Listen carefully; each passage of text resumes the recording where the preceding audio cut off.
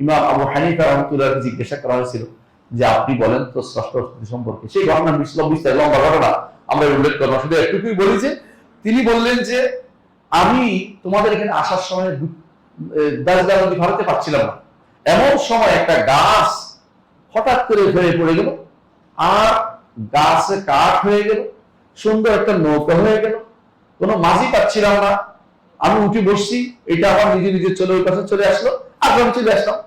এইটার কারণে আমি হতভম্ব দেরি হয়ে গেছে। আবু হানিফা গাঁজাখুরি গল্প বলে, এইভাবে হয় না কোনো কিছু। এইভাবে যদি একটা নৌকা না হইতে পারে, এই পৃথিবী কিভাবে তৈরি হয়ে গেল? তিনি নাস্তিকের এখানে এক বড় করে নাস্তিকের শেষ হয়ে গেল, বুঝলেন না কথাটা? সুন্দর একটা উদাহরণ।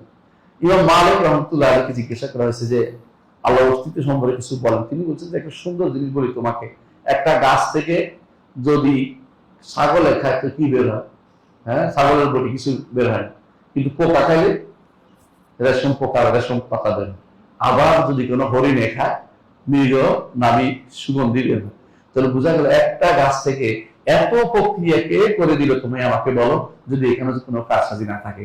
তারপর আরেকজন ইমাম শাফিঈকে বলা হয়েছে আপনি কিভাবে অস্তিত্ব স্বীকার করেন? বলছে বিফাসকিল আজায়, কারণ আমি চাই ছেলে হোক, হয়ে যায় মেয়ে, তোর বাবা চায় একটা মেয়ে যদি হইতো, কিন্তু ছেলেই হতে থাকে, মেয়ে আর হয়। বুঝা গেল আমার ইচ্ছা কাজ করে না, এখানে একজনের ইচ্ছা কাজ করছে, ইচ্ছা করলেও আমি সবকিছু করতে পারি না।